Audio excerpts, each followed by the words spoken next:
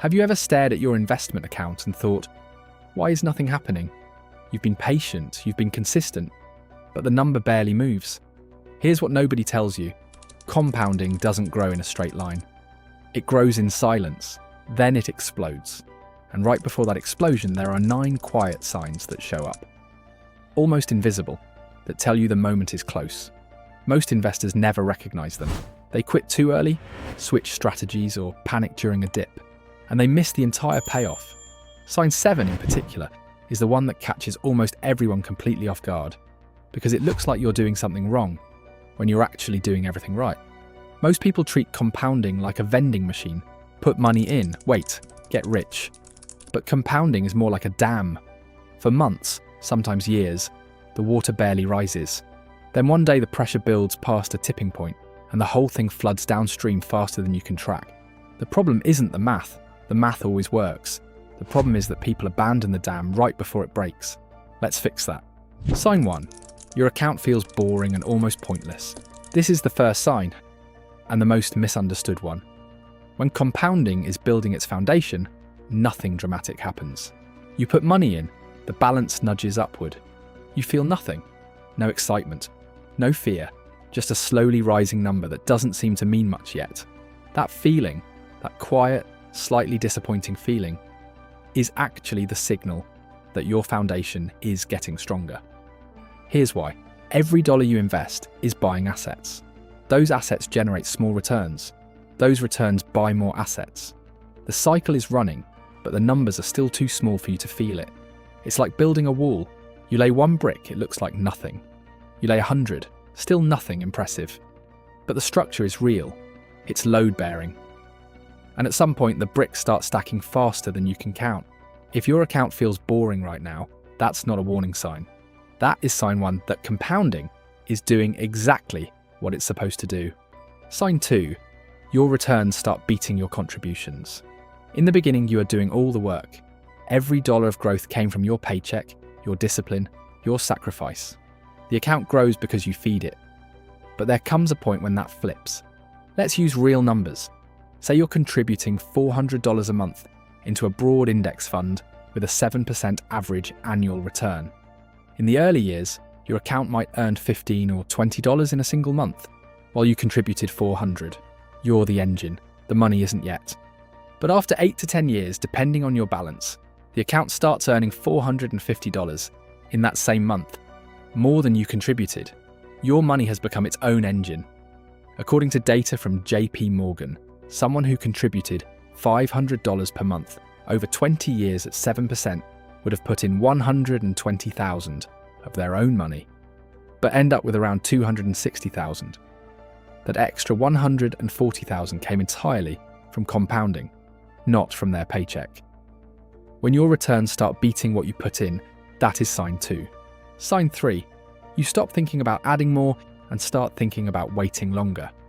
Early on, the question everyone asks is, how do I add more? How do I cut more expenses? How do I earn more so I can invest more? And that matters. Extra money in the early years makes a real difference. But then a shift happens. You start to realize that time is actually your most powerful tool, not the size of your monthly contribution. There's a classic example finance teachers use. Someone starts investing $200 a month at age 22 and stops completely at 32. Just 10 years of contributions. A second person starts at 32 and invests $500 a month all the way to 62. 30 years of saving, more money per month. Who ends up with more at 62? The person who started earlier, because their money had 4 decades of compounding to run instead of 3. A Fidelity study confirmed that investors who started in their early 20s retired with accounts 25 to 30% larger than those who started just 5 years later, even when the late starters contributed more each month. When you stop obsessing about how much you're adding and start thinking about how long you're leaving it alone, that is sign 3. And remember sign 7 I mentioned at the start? Once we get there, you'll understand why it's the one that makes most people panic, right at the exact moment they should be celebrating. Sign 4. Market dips stop scaring you and start interesting you. Early in your investing journey, a market dip feels personal. Your account drops and something tightens in your chest. You wonder if you made a mistake. You think about pulling out before it gets worse. That fear is normal. Almost everyone feels it at first. But after a few years of watching what happens after dips, your brain updates. You see the market recovered from the 2020 crash in about 5 months. You see that 2008, the worst financial crisis in decades, fully recovered and then went far higher. You see that every single dip in history has eventually been followed by a new high. And at some point, when the next dip comes, your reaction changes. Instead of fear, you feel something closer to curiosity. You think, this is a discount, this is a sale. And you're right. When the market drops 15%, every $1,000 you invest buys assets that would have cost you more just weeks ago. When those assets recover, you've made more than someone who bought at the higher price. Warren Buffett has said he gets excited about downturns because they let him buy quality assets at lower prices. When you feel that same shift from fear to opportunity, that is sign 4. Sign 5, you notice your returns could cover real expenses. At first, the returns are almost funny in how small they are.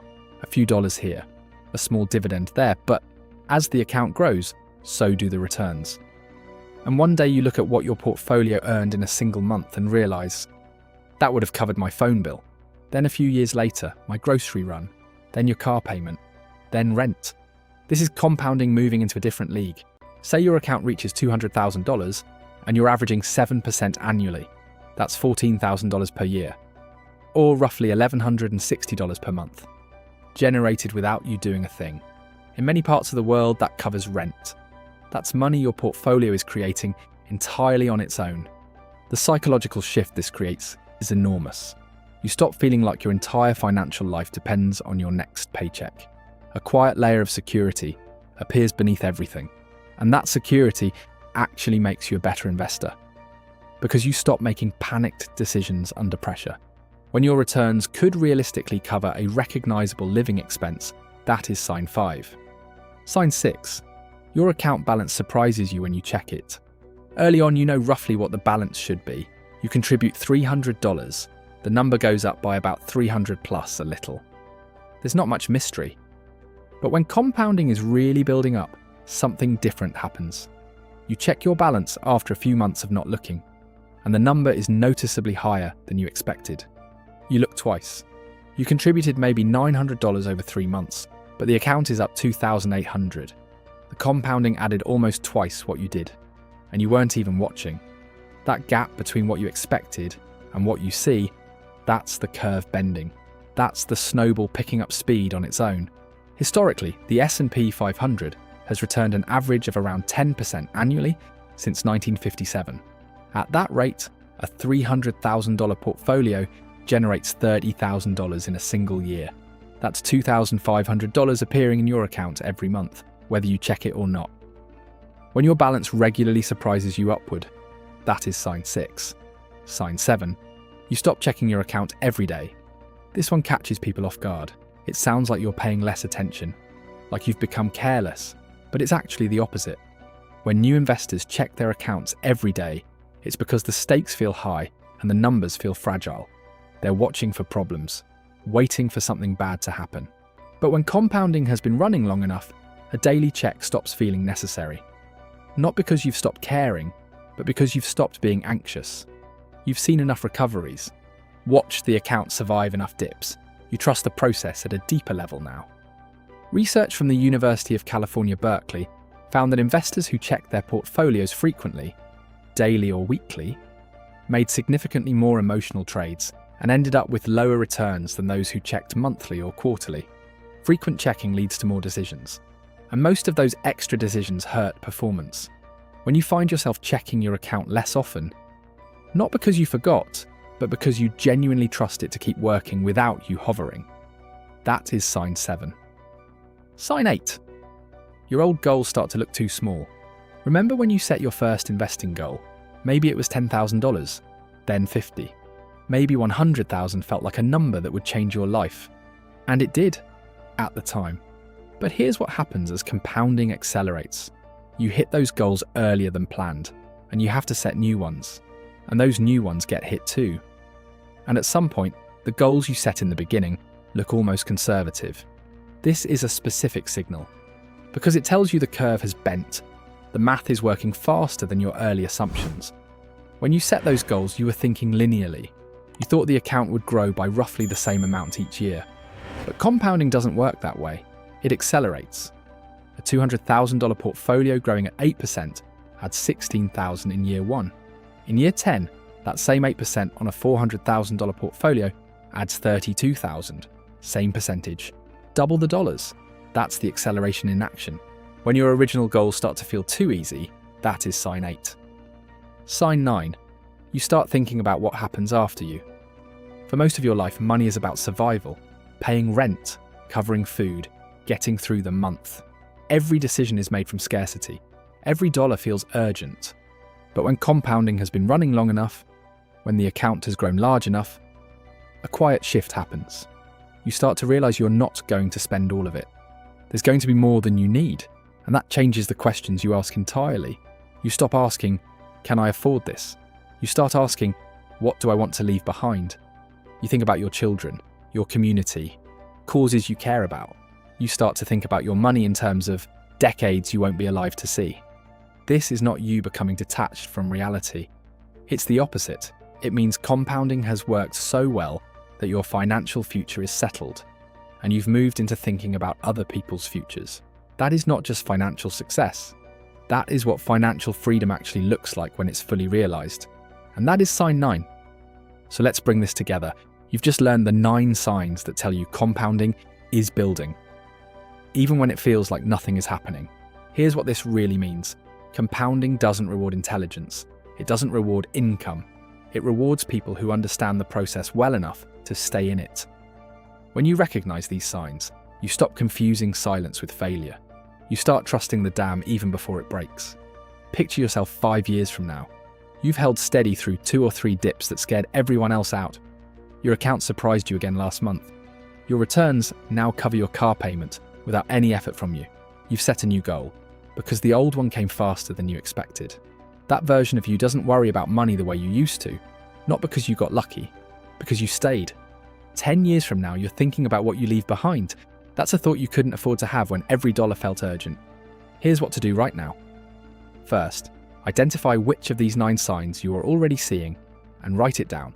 Second, commit to one automated monthly contribution you won't touch regardless of what the market does. Third, remove your investment app from your phone's home screen. If you have to search for it, you'll check it less. Don't wait for more money. Don't wait for a better time. The dam is already building. Don't walk away before it breaks. Think about it. If you've made it this far in this video, it means one thing. You're serious about understanding how wealth actually builds, not just how it looks on the surface. Let me know in the comments which of these 9 signs you're already experiencing. Are you at sign 2 or 3, or further along than you thought? Subscribe to this channel for more content that shows you exactly what the process looks like from the inside. I'll see you in the next one.